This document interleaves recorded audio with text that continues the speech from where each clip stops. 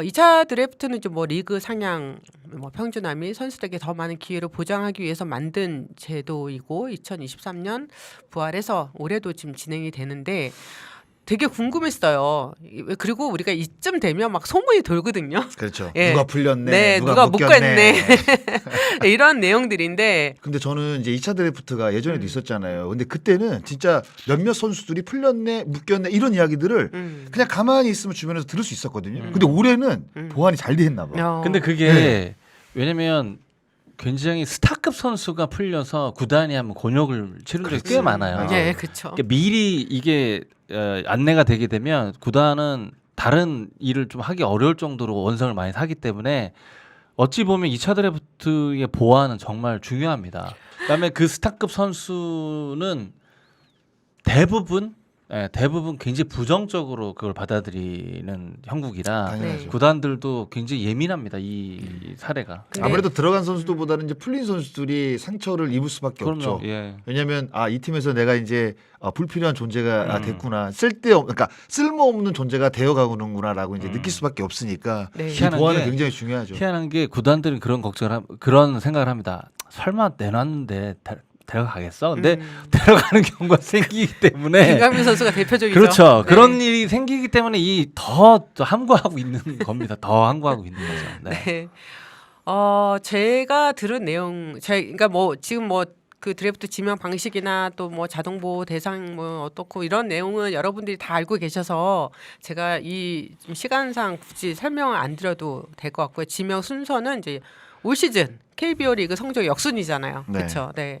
그리고 지명 방식은 3라운드까지 실시하고 해당 연도 하위 4개 구단은 최대 2명 추가 지명이 가능한데요. 일단 제가 들은 내용은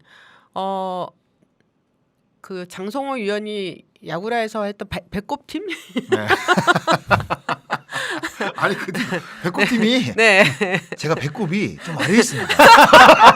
네. 제가 한참 아래에 있어요. 그러니까 남들이 생각하는 그 배꼽 위치가 아니라고요. 네, 그 배꼽팀에 굉장히 베테랑 투수가 나옵니다. 그래서 이 선수가 1라운드에 지명이 될 가능성이 높아요. 네, 제가 봤을 때는. 그래서 뭐 그 발표가 되면 그 뒷얘기는 이제 그 다음에 저희가 다음 주에 다시 말씀을 드리고요. 그리고 FA급 FA의 선수도 나와요. 네. 네. 근데 나오는데 이 선수는 과연 지명이 될까 싶을 정도인 게 몸값이 너무 세요. 네, 내년 몸값이 연봉이 엄청 높아요. 네, 그 FA들은 네. 그 4년 연봉이 일정하게 책정이 된 게 아니라 어느 한 해는 많이 받고 어느 한 해는 적게 받고 뭐 이런 식으로 지그재그로 형성이 되어 있기 때문에 네. 이거 정확하게 KBO 쪽에다가 아니면 팀에게 문의를 해보고 네. 내년 연봉이 얼마로 책정되냐를 알고 영입을 해야 돼. 이거 맞아요. 그냥 모르고 영입할 일은 없겠지만 네. 그렇게 되면 이게 거의 그 준척급 FA 선수를 영입하는 거랑 똑같은 네. 개념이라. 근데 저희 우리 대본에 네. 그 예상 명단이 있잖아요. 예상 명단. 네. 여기요? 그렇죠. 네. 그러니까 개연성 있는 명단이잖아요. 네네. 예, 이걸 딱 봤을 때 예상 명단입니다. 예상이죠. 명단이에요. 어디까지나 이거는, 예상이지만 저희가 이거는 정말 예상이에요. 왜냐하면 제가 말한 뭐 FA급 선수나 이런 분들 지금 여기에 다 없어요. FA급 선수 중에서 제가 너무 놀랬던 거는 이 선수 어떻게 내놓지라고 생각을 했었는데 아마 정미철 의원님 말처럼 다른 팀에서 설마 지명하겠어. 그 설마가 사람 잡습니다. 예, 이게 2차 드래프트는. 그래서 네. 2년에 한 번 돌아올 때 이 단장들이 가장 그 사실 퓨처스 FA가 생겨서 2차 드래프트가 사실 없어졌었잖아요. 네. 근데 제가 단장 마지막 해에 차명수 단장도 아실 겁니다. 2차 드래프트의 필요성을 어쨌든 전력 평준화의 개념이라고 하면 퓨처스 FA는 누군가가 선언도 하지 않을 거면 퓨처스 FA를 선언했을 때 불이익을 당했던 사례들이 있잖아요. 물론 그 중간 내용은 모르겠지만 그렇잖아요. 불이익을 당했던 사례들이 있기 때문에 그것보다는 2차 드래프트가 정말 전력 평준화를 얘기한다면 맞아요. 적합한 제도긴 맞아요. 합니다. 네. 저도 이걸 강력히 주장했던 뭐 사람으로서 근데 이 행정은 구단들이 가장 예민해하면서 가장 어려워하는 행정이에요. 사실은 예산 타서 FA 사는 것과 뭐 비등하진 않지만 그 차선의 노력이 필요한 작업이에요. 제가 이제 정말. 타 구단 네. 관계자한테 얘기를 그러니까 본인 소속팀의 그 2차 드래프트 얘기는 하기는 어렵잖아요.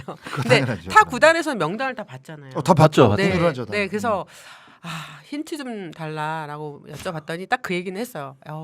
FA급 선수들이 많네요. 네. 그럼 맞대 여기. 그래서 저 연봉이 예. 연봉을 어찌 보면 내놓는 팀은 저 연봉 때문에 건들지 않을 거다라는 생각을 일정합니다. 당연하죠. 근데 그럼요. 그 설마 사람 잡는다는 거죠. 근데 뭐, 근데 그것도 감수하는 거죠. 그렇죠. 그렇죠. 네, 근데 그럼요. 제가 봤을 때 지금 이 명단을 보면 네. 저는 다 구단에서 35명 이외에 다 잘 풀었네라는 생각이 어느 정도 들긴 들어요. 근데 이 선수들이 과연 이적을 할까? 과연 데려가는 팀이 있을까라는 생각이 들면 한두 명 정도는 그럼요. 이게 눈에 띄는 게 있긴 있어요. 네. 네. 네, 그러니까 고민의 흔적들이 다 보일 수 있는 내용이겠죠. 네. 박찬호 선수 오피셜이 떴어요.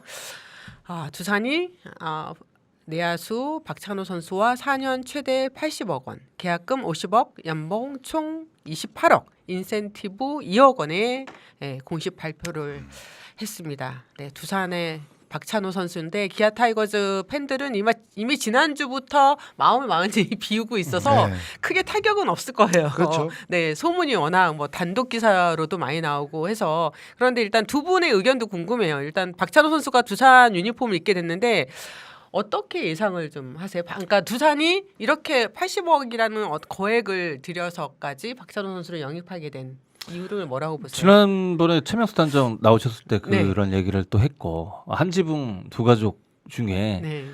그러니까 워낙 편차가 좀 있으니까 그렇잖아요. 뭐 경쟁을 당연히 뭐 할 수 있는 거고 그다음에 FA 대상자들을 뭐 다수 보유하는 건 다다익선입니다. 이것도 좋은 거죠. 네. 그리고 구성으로만 구성으로 딱 보자면 박찬호가 만약에 유격수를 간다면 안재석이라는 좋은 자원은 뭐 삼루 갈 수도 있고 박준순도 있고 임종성도 있고 그렇잖아요. 이유찬도 있고 그러면 굉장히 탄탄한 필더들을 보유하는 거죠. 네. 굉장히 좋죠. 그리고 박찬호는 평균 3할도 친 이력도 있지만 평균 아까 장성희 의원과 얘기했지만 2할 7푼 후반부터 2할 8푼 정도는 치고 그다음에 도루 능력이 있죠.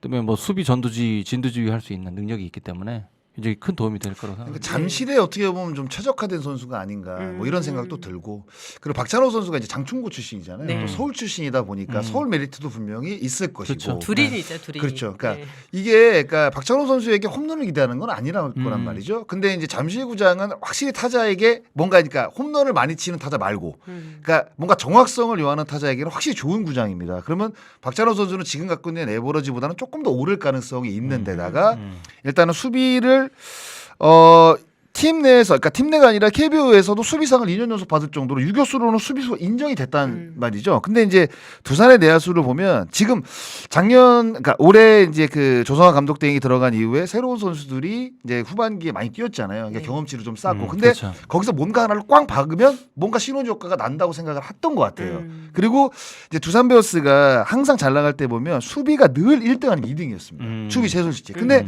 올해 같은 경우 수비수 진짜 많거든요. 거의 뭐 9등 아니면 9등일 거예요. 제가 알기로. 그만큼 이제 수비 쪽에서 흔들리다 보니까 뭔가 이제 경기를 치르기가 어렵다고 판단을 해서 어떤 그 센터 라인의 중심이 박찬호 선수를 과감하게 영입을 한 게 아닌가. 그러니까 여러 가지가 복합적으로 들어가 있는 영입이라고 봐야 될 것 같아요. 네. 네. 두산 이야기도 좀 들어봤습니다. 지난주에 사실 거의 공식 발표가 났던 그러니까요. 것처럼 네. 했기 때문에 왜 이렇게 발표가 늦어지느냐 이거에 대한 팬들의 궁금증이 있었고 또 일부에서는 사장단이 이번 대표팀 그 K 베이스볼 시리즈를 갔다 왔기 때문에 구단주 보고가 좀 늦는 상황이 아니었나 이런 예상도 했었는데 그건 절대 아니었다고 했어요. 어느 정도 큰 틀은 지난주에 다 합의를 받고 오늘 오전에 이제 최종적으로 선수가 와서 세부 항목까지 해가지고 그걸 다 검토한 후에 사인을 했고 양측 다 크게 이견은 없었다고 했습니다. 그리고 우리만큼 그러니까 두산만큼 적극적인 팀이 있어서 그 상황도 크로스 체크를 했고 그 적극적인 팀이 이제 KT입니다. 크로스 체크를 했고 두산 입장에서는 과도하게 돈을 쓴다. 든가 뭔가 총액을 좀 더 그러니까 왜냐하면 경쟁이 붙었으니까요. 경쟁이 붙어서 뭐 1억, 2억, 3억 이렇게 올릴 수도 있잖아요. 그런데 그거를 안 하고자 서로 윈윈할 수 있는 조건들을 많이 맞췄다고 합니다. 그래서 저는 이 얘기는 그 두산의 입장은 아닙니다. 제가 생각했을 때는 옵션 2억이 그래서 생긴 게 아니었을까.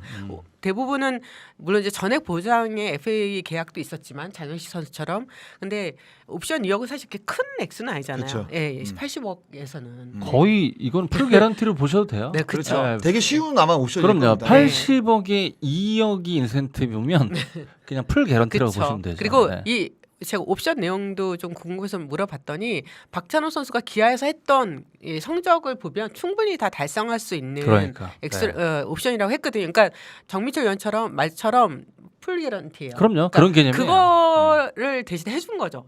X로 올리는 것보다는. 그렇죠. 네.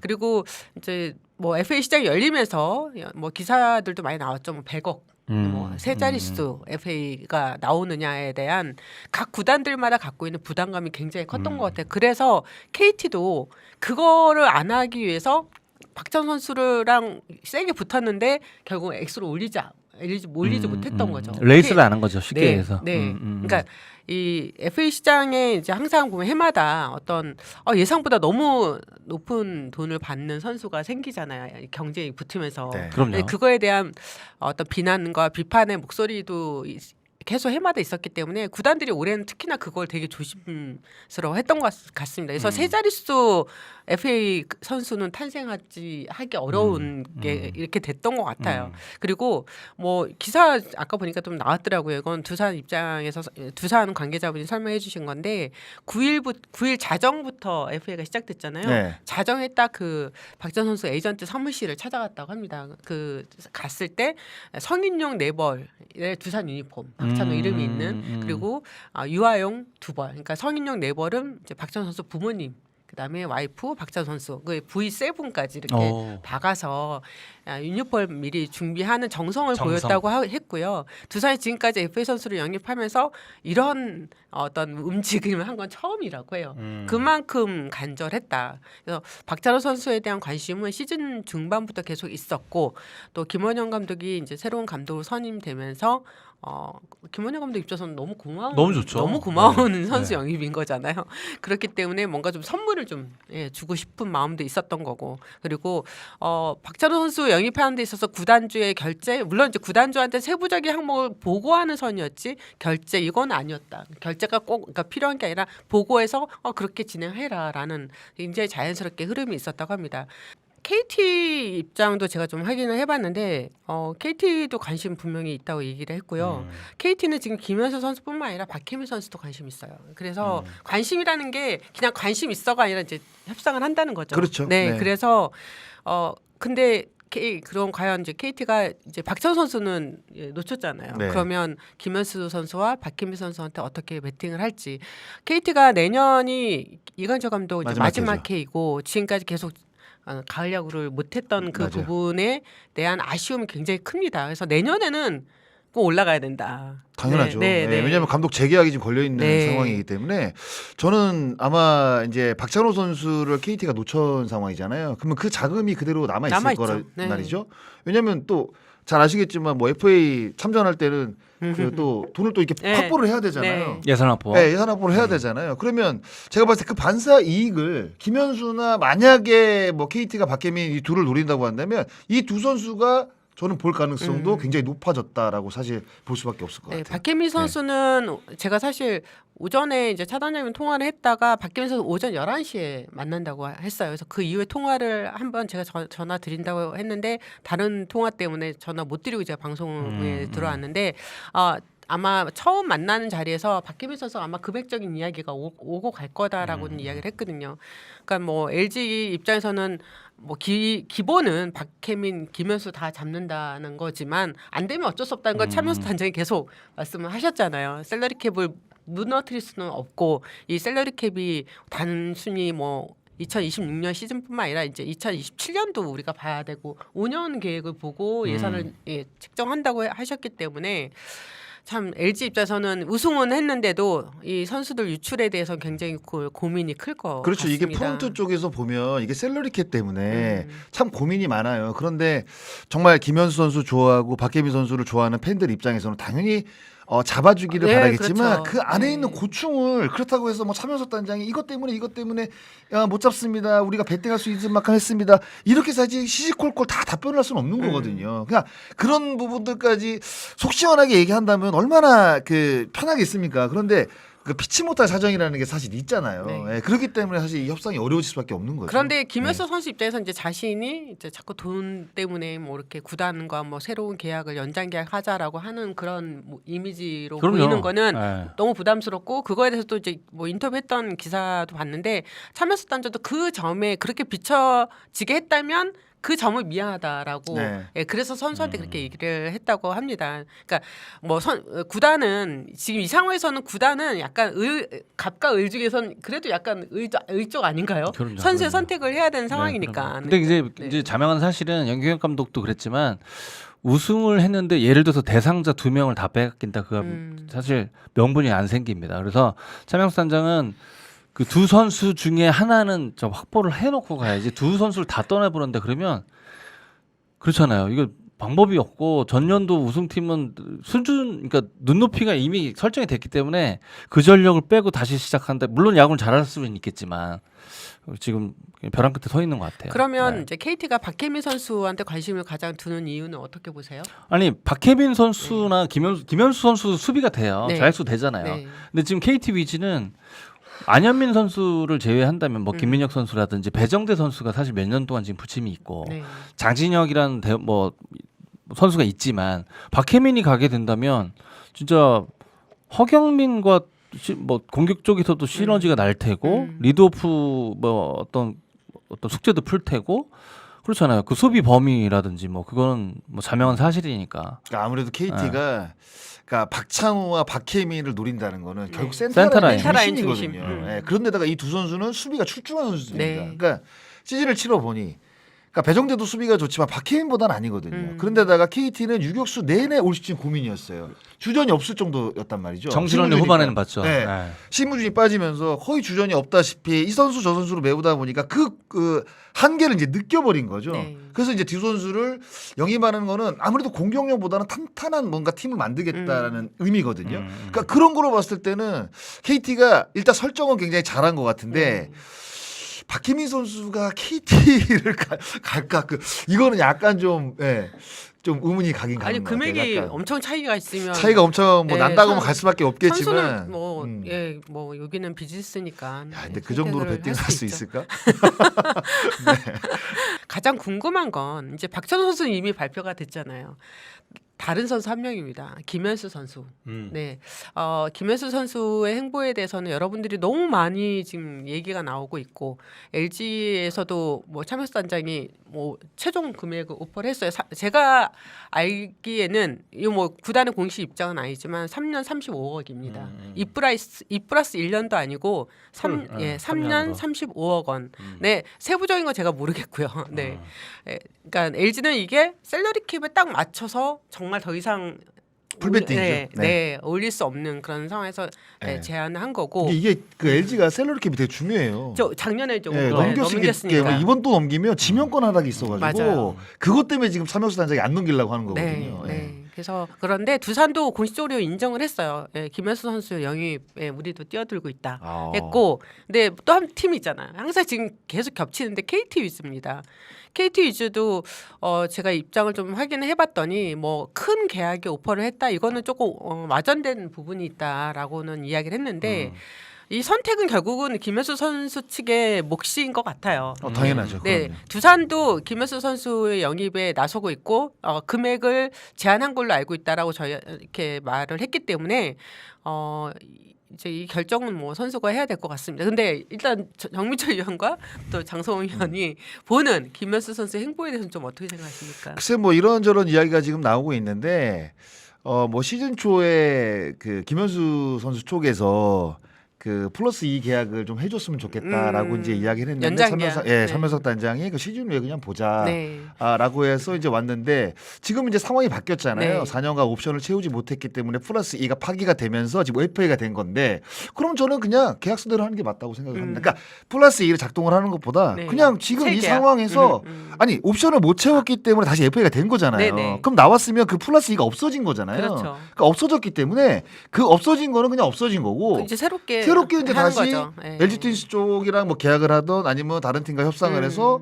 그냥 그 계약대로 가는 게 저는 가장 그냥 물 흐르듯이 자연스러운 게 아닌가라는 생각을 해요. 이게 뭐 정에 이끌릴 필요도 없고 이거는 그냥 어떻게 보면 지금 계약이 그렇게 딱 된 거잖아요. 네. 옵션이 안 됐기 때문에 옵션을 못 채웠기 때문에 그러면 나왔으면 이제 FA니까 자연스럽게 저는 그냥 협상해서 김현수 선수가 그냥 선택해서 뭐 팀을 옮기든 LG에 네. 남든 그렇게 결정을 했으면 좋겠습니다. 네. 정미철 의원은요? 네, 아니 그러니까 저는 김현수 선수의 가치를 그러니까 당장 몇 년 계약에 얼마에 초점을 두지 않고 네. 김현수 선수의 가치는 한 팀의 영구 결번자의 유력한 선수라고 저는 판단이 되거든요. 그래서 이게 정말 예상 밖의 팀을 만약에 갔을 경우에는 물론 이제 김현수 선수 개인의 생각이 가치관이겠지만 뭐 영구 결번이 뭐 그렇게 중요하냐 뭐 이럴 수는 있지만 그러니까 제가 보는 김현수의 가치는 뭐 계약 규모와 이게 아니라 이제는 대한민국 프로야구에서 레전드로 남아야 되는 선수이기 때문에 좀 그래도 내 머릿속에 있는 개연성이 있는 팀으로 가는 게 제가 뭐 팬이라든지 야구인으로서는 그런 관점이 있거든요. 근데 네. 전혀 다른 팀을 가게 되면 사실 그 영구 결번의 확률은 매우 떨어집니다. 저는 그렇게 생각을 해요. 그러니까 전력적으로는 김현수는 어느 팀에 가도 도움이 되죠. 네. 어느 팀에 가도 도움이 됩니다. 그리고 운동 능력을 본다 3년 충분히 할 거라고 저는 생각을 해요. 저는 이제 김현수 선수의 가치 판단을 했을 땐 LG에 남는 게 가장 저는 좋을 것 같고 아니면 그렇잖아요. 전신 팀으로 가는 얘기. 근데 이제 타 팀으로 간다 그러면 저도 제 머릿속에는 없어요. 프리 엑스페이스님이 정미철님 너무 낭만적이신데. 아니 근데 김현수 선수는 저는 그런 관점으로 봐도 될 것 같은 그런 선수 그런 정도의 사이즈예요. 김현수 선수는. 네. 두산은 이제 홍건희 선수가 FA 시장에 나왔습니다. 보상금과 보상 선수가 없어요. 네. 맞아요. 네, 그래서 다른 팀 팬들도 그렇고 다른 구단도 그렇고 이 홍건희 선수의 행보에 대해서도 굉장히 궁금할 것 같아요. 홍건희 선수가 2+2년에 24억 5천만 원 계약을 맺었는데 이제 2년 15억을 내려놓고 나오게 된 거죠. 제가 이제 홍건희 선수 쪽을 뭐 직접 에이전트가 아니라 좀 이렇게 주변을 취재를 좀 해봤는데.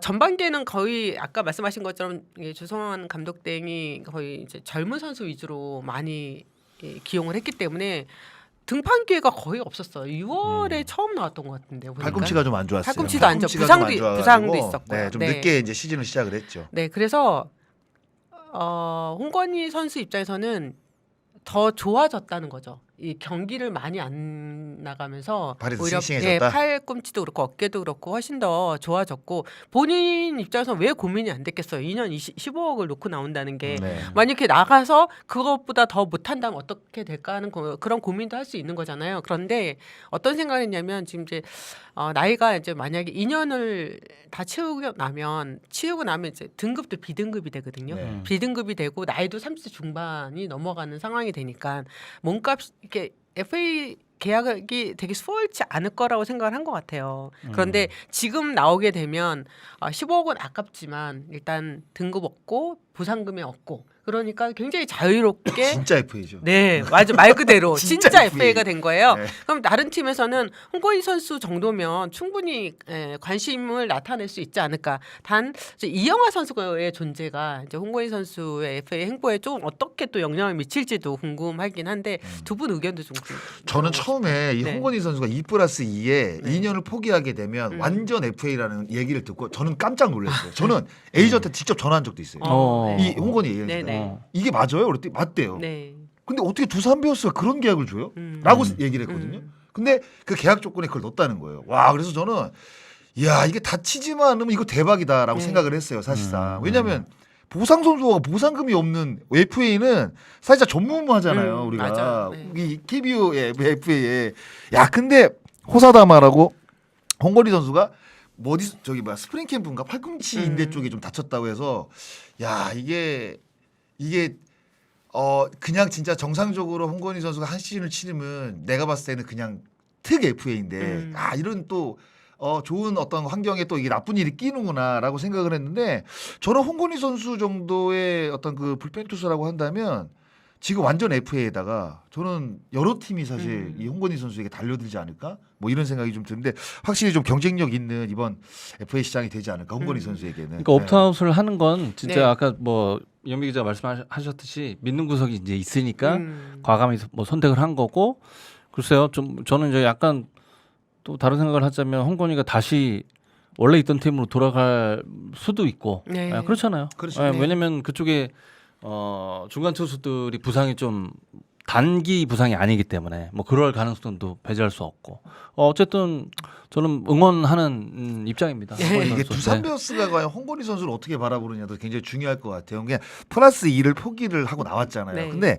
다시 이 선수에게 4년 계약을 줄 때는 우리가 그 전에 줬던 게 약간 그런 느낌이 이제 남아있는 금액보다 더 달라고 하는 그런 느낌도 있잖아. 더 주면 아깝다는 느낌이 들잖아요. 그러니까 두산 베어스에서 이제 홍건희 다시, 아니, 선수를 네. 그러니까 물리적으로 다시 유턴해서 다시 두산과 계약할 하기는 어렵죠. 그러니까 네. 그거는 정말 확률이 떨어진다고 없죠, 봐요. 없죠. 저는 네. 확률이 떨어진다고 보고 물론 두산 이제 나온 거니까. 에이전트가 어떤 좋은 소식을 들어서 과감히 옵트아웃을 했을 수도 있죠. 사실 관심 있는 팀이 생겨서 그렇잖아요. 그러니까 그 두산의 옵트아웃 그 가격과 상대 팀에서 가격이 같을지언정 홍건희 입장은 내가 더 많이 뛸 수 있는 곳을 선택할 수가 있잖아요. 이거는 금액의 조정보다는 자기의 그 팀에 가서 입지를 아마 분명히 생각할 텐데 뭐 그럴 수도 있고요. 예. 근데 이제 다시 나왔는데 다시 그 팀에서 계약하는 거는 확률은 매우 떨어진다. 맞습니다. 네. 네. 그리고 또 하나 팬들 입장에서는 그 요나단 페라자 선수의 그 행보에 대해서 굉장히 관심이 많고 커뮤니티에도 막 페라자 선수 오냐 이런 이야기가 있어가지고 확인을 해봤는데 하나 쪽 입장은 이렇습니다. 예. 일단 지금은 외국인 투수 폰세아 와이스 선수가 만약에 떠난다면 그 선수를 대체할 만한 선수를 일단 세팅해 놓는 게 지금 우선순위지 외국인 타자는 좀 그다음 순서다라고 이야기를 했습니다. 페라자 선수 보류권 푼 건 맞고요. 예, 그래서 페라자 선수가 한국에 온다면 다른 팀도 계약을 할 수 있습니다.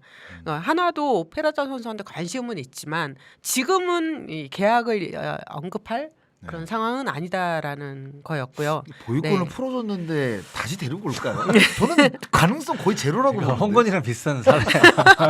제가 봤을 때 하나에서 페라자를 다시 데리고 온다? 네, 이거는 그럴 생각이 있었으면 아예 보유권 안 풀었지. 네, 그래서 그렇죠. 그 하나 쪽에서도 페라자 선수 에이전트랑 좀 통화를 했었나 봐요. 왜 이렇게 지금 막 한국 얘기가 나오는지. 왜냐하면 페라자 선수는 일본에서도 지금 2팀 정도 관심을 나타내고 접촉을 한 걸로 알고 있고 그런데 뭐 지금 한국으로 오는지도 하나는 잘 모르고 있었던 거예요. 그러니까 올지 안 올지도 잘 모르고 있었는데 페라자 선수가 아마 이 한국에 대한 관심이 굉장히 많이 있는 것 같아요. 그래서 하나는 일단은 지금 지켜보는 입장이고 페라자 선수한테 접촉을 해서 뭐 계약을 얘기를 논한다거나 이거는 지금은 아닙니다. 아직 시기적으로 좀 이르다고 생각을 하는 것 같아요. 네.